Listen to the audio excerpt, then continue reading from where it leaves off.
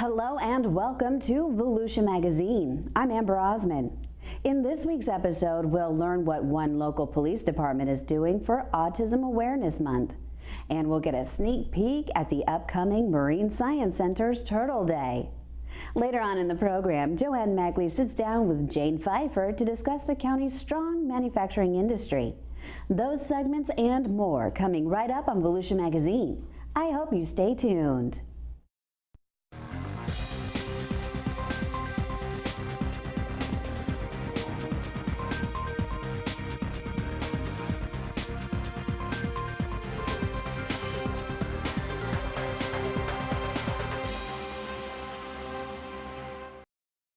April is Autism Awareness Month, and one police department in Volusia County is doing its part to help spread awareness.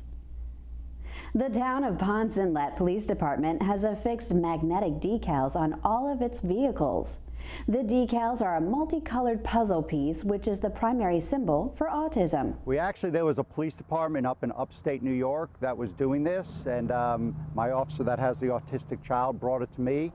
And I thought it was a great idea, so we thought it's something that we want to be a part of. So I believe we're probably the only agency in the state of Florida that's doing this right now, but hopefully it'll catch on and everyone will put these decals on their cars in April to make people aware that April is Autism Awareness Month. More than 3.5 million Americans currently live with autism spectrum disorder, and 1 in 68 children are born with a variation of it. Ponce Inlet Police Chief Frank Fabrizio says the decals are a simple way to start a conversation and educate the public and its officers about dealing with special needs individuals. We just feel like this is something we can make the community more aware of. We put all our officers through autism training so they're aware if they come across someone, the signs and things they need to be aware of. And we just thought this is something to make the community aware, kind of gets an engagement where sometimes our officers can stop and talk to people about the autistic situation that's out there with some people that we deal with.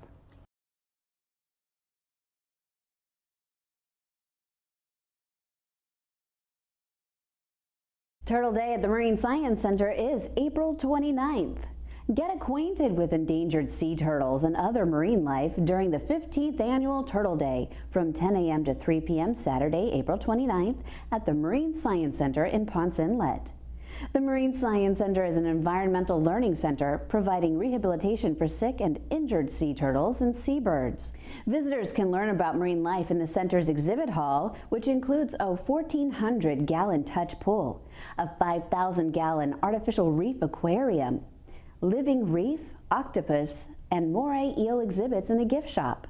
They also can watch turtles and birds receive specialized care, visit habitats for bald eagles and wading birds, walk along the nature trail, and climb the observation tower.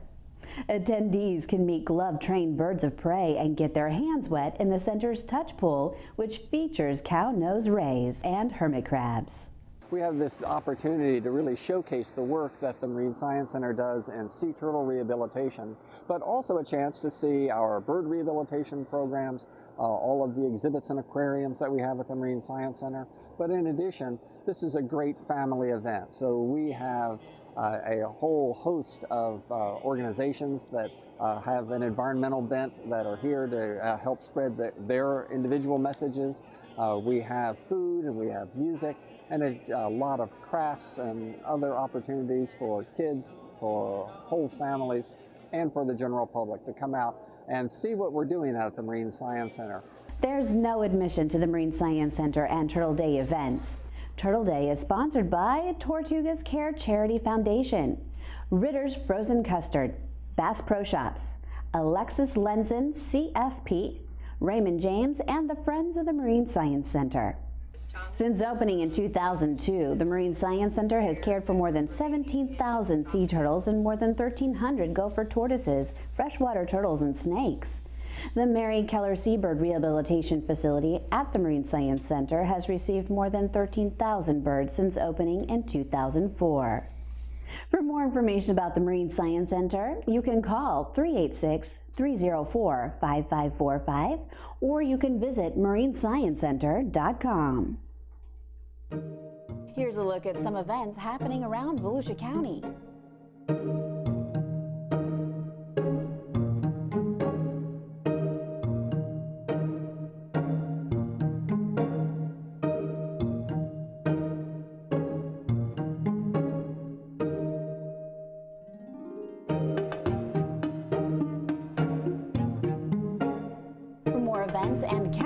news, visit volusia.org.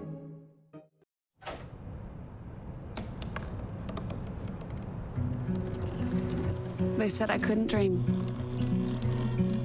Called me a piece of trash and swore that's all I'd ever be.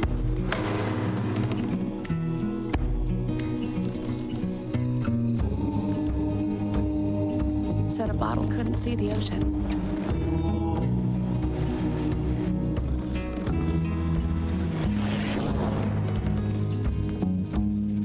Give up.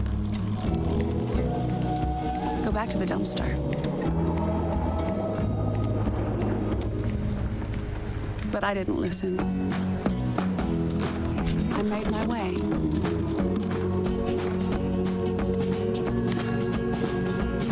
And now, I am what I've always wanted to be.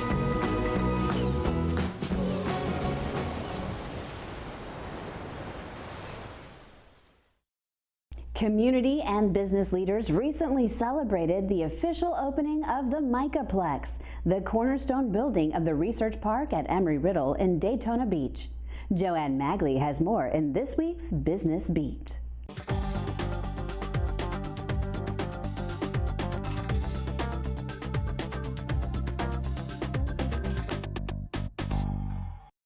Daytona ground runway 25 left. More than 10 years ago, the Board of Trustees at Embry-Riddle Aeronautical University began talking about the importance of developing a research facility. Recently, that talk became reality with the opening of the Micaplex. The university's new president, Dr. Barry Butler, says this new facility is crucial for business and economic development. Embry-Riddle is known for all dimensions of aviation, aeronautics, anything in that domain. And when you think about the opportunities for business development, for opportunities for research, new startups that are built around that, the opportunities are endless, basically. And so the idea is to be able to pull together faculty and students who are, they have a passion for aviation, a passion for aeronautics, with business ideas, with partners in the Micaplex. It's an ideal opportunity for it. Butler says the Micaplex will spark different levels of development, from students to entrepreneurs, all connected to aviation and aeronautics. So you have the young entrepreneurs who are trying to stay around the area and develop businesses, and then you also have other businesses that are in the aeronautics and aviation field that want to have access to incredible students, ideas from faculty, and a place to build their businesses as well. Aerial Applications is the first tenant and established company to join the Micaplex. Nathan Sullivan is the company's Chief Technology Officer. We started our company about a year and a half ago, and we are an enterprise drone service provider and drone research and development firm. So we're working on developing the next generation of rapid drone mapping technologies and surveying technologies for both the construction and emergency response industries. At the Micaplex here, we'll have access to some fantastic research and development tools, capabilities. The labs that they have here really put this on another level and will allow us to continue being on the bleeding edge of drone technology as far as being able to turn around our data faster, work on things like more robust drone aviation, safer drone aviation, and partner with Embry-Riddle on helping them shape some of the policies as we move forward in the drone space. Aerial Applications is headquartered in Philadelphia, but the company has local ties to Embry-Riddle. A number of our founders actually went to Embry-Riddle, and from Embry-Riddle we kind of branched out into various industries. One of our engineers was a systems engineer for Boeing's UAV project. Another one of our engineers was one of the main engineers on Google's UAV project. I worked for Intel, and a lot of these companies, while they were moving ahead and they were working on drones, they weren't working as much in the commercial space and the services space, and we saw a real need there. And the Micaplex also provides an incentive for local college graduates to stay here instead of moving away for a career. To provide that sort of facility and the opportunity for them to maybe have that. It's not for everyone, but of all the graduates, you know, they really come to love this place, and so to be able to stay here with an opportunity, whether it's working for one of the resident partners who are here or start their own business, it provides incredible opportunities. For the Business Beat, I'm Joanne Magley.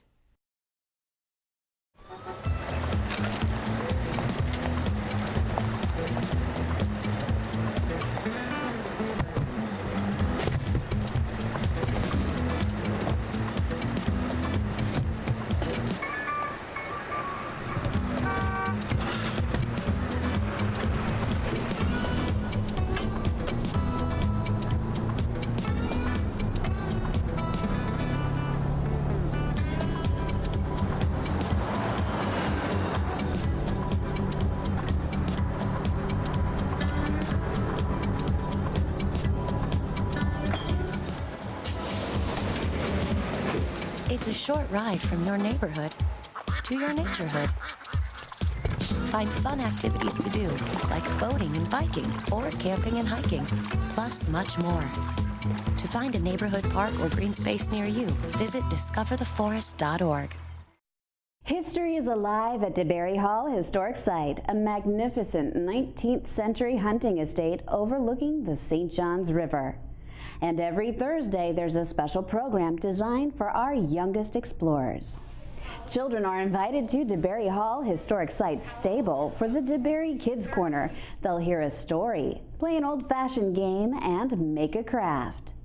The nice thing about DeBary Hall story time is that we get children and their parents out here to see the site and learn about some of the history of DeBary Hall and what Volusia County has to offer. I love to see the kids interact with the stories and get excited about them. I also like to provide different activities, treasure hunts and you know, hide and seek type games. I love to see them get involved and away from technology and into books, so they get excited about reading. We hear all the time, we had no idea that you were here. So our story timers go out and they talk to people that they know, and then they invite their parents to come out and visit the hall. And we also have a calendar of events. We host events every weekend here. The program, which meets every Thursday, is free. For more information, you can contact Tracy Mester at 386-668-3840 or tmestre@volusia.org.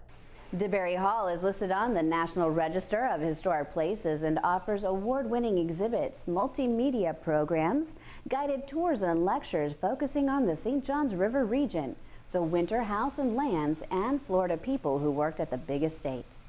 For more information about all of the things to do at DeBary Hall, you can visit DeBaryHall.com or you can call 386-668-3840. Today on Solutions for Your Life, Karen Stotterman, UFIFAS Extension Horticulture Agent in Volusia County, presents new information on blueberry wilt. It's a disease that affects blueberries in Central Florida.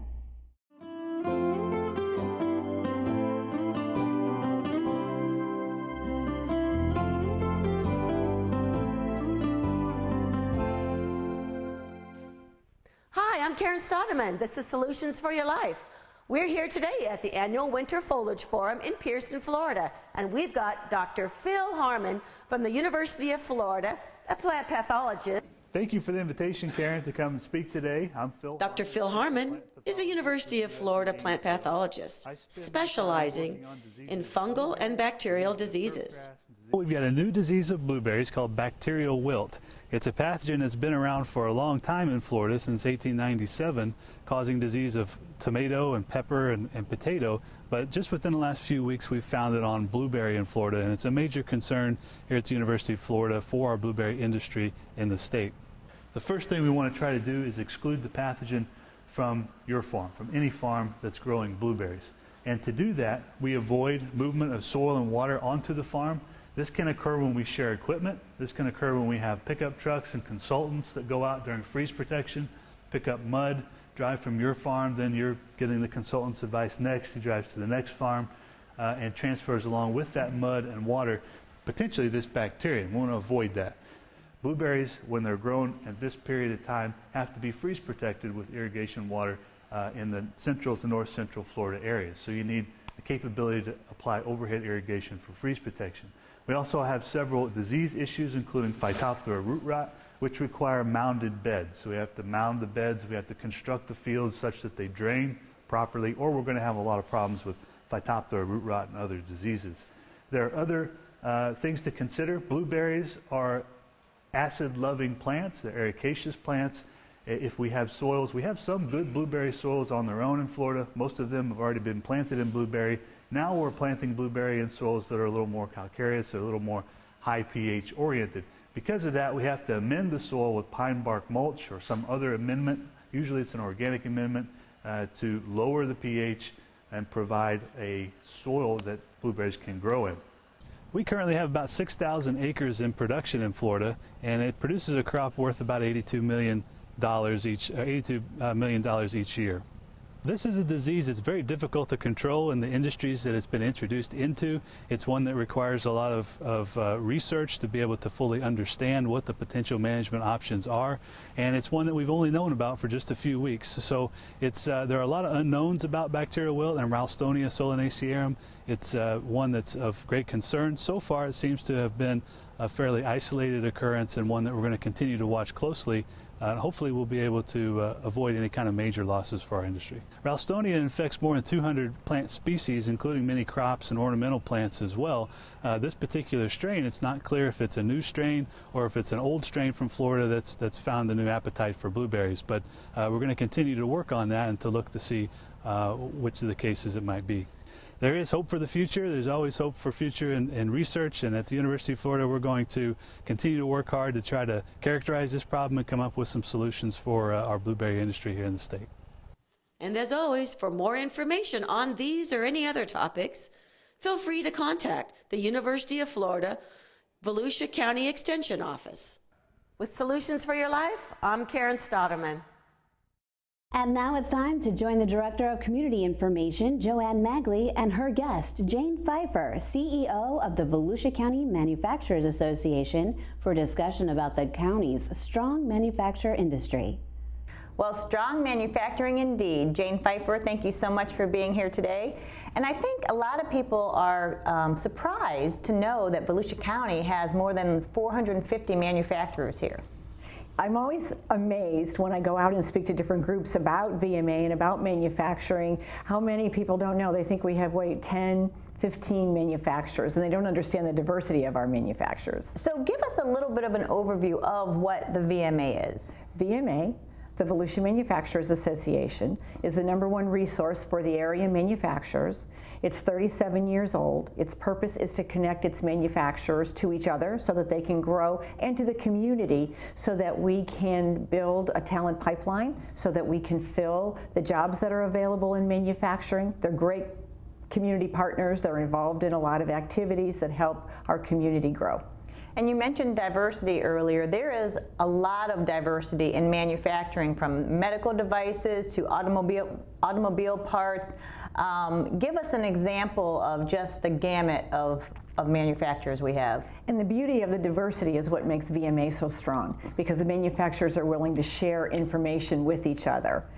But think the smallest item that you can think of, a part that would go into a hearing aid, to braces, to a luxury yacht, and everything in between. We have semiconductors, we have many products that are recognizable. We make it here: key lime pies, Angel and Phelps candy, Costa sunglasses, new B. Braun coming in. It's not new, it's Gambro to Baxter to B. Braun, and they make dialysis liquids. We have medical devices. So you think it, they make it. We have mattresses, we make it here. Right. So the manufacturing industry is very strong, but it does have some challenges. And one of those challenges is filling the gap for skilled labor. So tell us what's going on as far as the need for skilled labor in manufacturing. The need is huge, and it's going to continue to grow. Let me give you an example, again, because sometimes when I do these interviews, I talk about, oh, the general ideas, the kind of jobs that we need. So I want to give you some specific jobs that are available right now. At Cornerstone Fabrication, they need press brake operators. Command Medical needs a manufacturing engineer. Sea Ray Boats needs a human resource generalist. The Flowmet needs a quality administrator. And I wanted to specifically name some of the jobs that are open because it runs the gamut. Sometimes people will see manufacturing, they're just talking about the people that are on a manufacturing floor that are putting parts in a box, which that doesn't even exist anymore. Right. Manufacturing jobs right now are more high tech. People have to have mechanical skills, they have to have computer skills, they have to have high-end mathematical skills. And we should point out that a lot of these manufacturing jobs are good paying jobs that actually pay a lot better than our average wage here in Volusia County. They do. Our annual average wage in Volusia County is about $35,000 a year, and the average annual wage in manufacturing is $49,000 a year. Now keep in mind, that's average, and you run the gamut. They do, most of the starting wages in manufacturing with no skills are paying $11, $12, $13 an hour, and then it goes up into the six figures, depending on your career path. And probably the most important thing that people should understand about manufacturing is that you can have a career path. You can start with no skills, and you can end up with the six-figure job traveling the world doing troubleshooting or being the president of the company. It's a very exciting industry to be involved in. So to address the skilled labor shortage, the VMA has an education committee. Tell us what this committee does. They probably could be their own organization because they are so deeply involved in connecting with the schools to be able to build our future talent pipeline. So for example, I'll give you some ideas of what we do. Number one, we have our Lou Fifer Education Golf Tournament, which I know we're going to give specifics on, but what it does is it raises money. And what do we do with that money? We are buying 3D printers, CNC machines, sponsoring robotics competitions. In the schools, in the elementary schools, we're forming robotics clubs and providing the materials that they need to do that, to the middle schools, to the high schools, to the colleges in the area. We put speakers in the schools. We're developing an ambassadors group that will go in and speak, and they're going to be people in manufacturing that are younger, like maybe the 20 to 25-year-old group, because they can really relate to who our students are. We do internships. We have huge posters at the Advanced Technology College, which talks about where you would work. It shows you what we make here, and it gives you an idea of the kinds of jobs that are available. Because manufacturing is not just the manufacturing side of it.